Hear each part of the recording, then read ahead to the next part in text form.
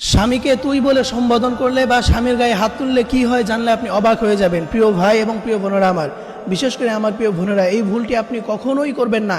কখনোই আপনি স্বামীকে তুই বলে কথা বলবেন না, কখনোই আপনি স্বামীর গায়ে হাত তুলবেন না। তাহলে এমন ক্ষতির মধ্যে পড়বেন যে ক্ষতি আপনি সারা জীবন ভোগ করতে হবে। প্রিয় বোনেরা আমার, স্বামীকে যদি আপনি তুই বলে কথা বলেন তাহলে মারাত্মক দুইটি ক্ষতির মধ্যে পড়বেন। তার মধ্যে এক নম্বর হচ্ছে এমন রোগ আপনার হয়ে যাবে যেই রোগের অ্যান্সার আপনি দুনিয়ার কোথাও খুঁজে পাবেন না। প্রিয় বোনেরা আমার, আপনি যদি স্বামীকে তুই বলে সম্বোধন করেন তাহলে এতে আল্লাহ তাআলা অনেক নারাজ হয়ে যান। আল্লাহ তাআলা এটা সহ্য করতে পারেন না। কোনো স্বামীকে যদি কোনো স্ত্রী তুই করে কথা বলে এবং কোনো স্ত্রী যদি স্বামীর গায়ে হাত তুলে তাহলে এতে তো আল্লাহ তাআলা আরও রাগান্বিত হয়ে যান। আপনি যদি এগুলো করেন তাহলে এক নাম্বার আপনার এমন রোগ হবে যেই রোগের কোনো অ্যান্সার আপনি সারা পৃথিবীতে কোথাও খুঁজে পাবেন না।